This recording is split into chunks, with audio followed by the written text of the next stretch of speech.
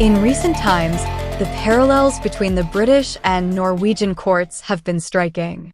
Both have experienced the departure of a sitting monarch on sick leave, while the shadow of the soft regency of the respective crown princes looms over the situation. Finally, both Charles III and King Harald of Norway seem to have recovered from their ailments, but not all is rosy. The royal palace in Oslo has already warned that nothing will ever be the same, even if the word abdication does not come out of the king's mouth. The press release reports changes in His Majesty's future activities and says that from now on, the sovereign will fulfill his constitutional duties, attend audiences and meetings at the palace, and continue his official visits to Norway. But it seems clear that adjustments will be made in the near future due to his age. This implies a permanent reduction in his schedule, which has been enough to ignite discussions about the future of the monarchy in the country.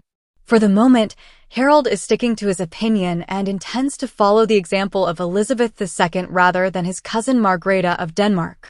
"I took an oath in Parliament, and that oath lasts a lifetime," he told the press in January. Whether he will be able to keep that promise remains to be seen. In any case, public opinion is on his side. Excessive hospitalizations of the current occupant of the Norwegian throne have not prevented him from making 430 official visits in the past years. However, Harald's devotion to his post does not mask growing concerns about his health. He has suffered a number of infections in recent years, each time forcing his son Håkon to act as regent. As a result, the crown prince and his wife, Mette-Marit, have been at the forefront, even though the royal is also not in the best of health due to a health problem which she has been suffering from for years. Coincidentally or not, the court released a new official portrait of the crowned couple on April 18th, 4 days before King Harald returns to work, dressed in ceremonial uniform. The future king holds the hand of his wife, resplendent in a red dress. This majestic picture was taken last year in the ballroom of Oslo Palace. In Harald and Håkon's relationship, a third injured party has emerged in the person of Princess Ingrid Alexandra, who is destined to become Queen of Norway, but is now in uncertainty about her institutional role.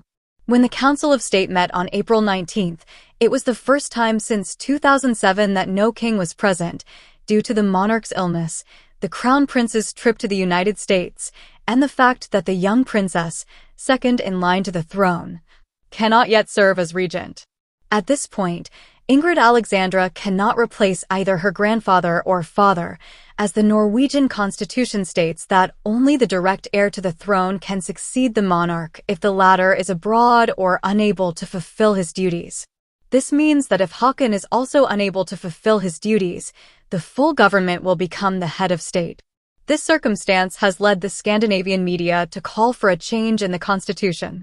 For example, there have been suggestions that it is necessary that the firstborn son of the heir to the throne could take over as soon as he reaches the age of majority, so that the pressure on Crown Prince Håkon, who works twice as hard, would be minimized. And Ingrid Alexandra could gain valuable experience for her time on the throne.